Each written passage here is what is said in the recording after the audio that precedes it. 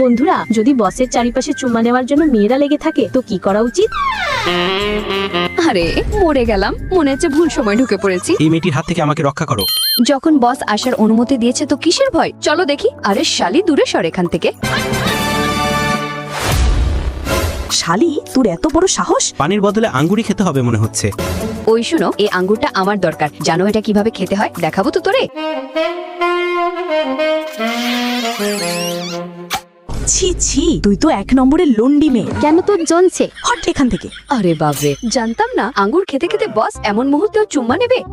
তবে চুমাটা ভালোই ছিল, ভালো হয়েছে। সেই ডাইনির হাত থেকে তুমি আমাকে বাঁচিয়েছো। চলো তাড়াতাড়ি 500 টাকা বের করো। আবার একটা চুম্মাও নিয়েছো। তুমি বিয়েদারি পুরুষ হয়েও অন্য মেয়ের সাথে চুম্মাচাটি করো, তাই 1000 টাকা বেশি লাগবে। আর কি চাই আমার জান? বেশি বললে প্যান্ট খুলে যাবে, তাই আগের টাকাটি দাও। ওরে বাবা, 150 টাকা বেশি দিয়েছে। Thank you boss. বস, আপনার বউ রুকাইয়ার জন্মদিনের উপহার এটি। আরে শালা, মুখ বন্ধ কর।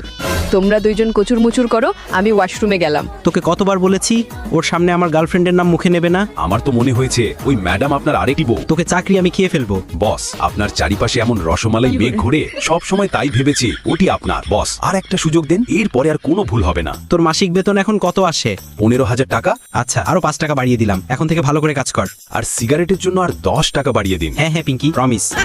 তুমি জানো বস একটা আরেক মেয়েকে পছন্দ করে ফেলেছে, এবং শুনেছি বস ওই মেয়েটাকে বার্থডে পার্টি বলে হোটেলের রুমে নিয়ে যাওয়ার প্ল্যান করেছে। কে সেই দুর্ভাগ্য নারী? শোনা, কাল একটা জন্মদিনের পার্টি আছে, প্রস্তুত থাকবে। এর মানে ওরা আমার ব্যাপারেই কথা বলছিল।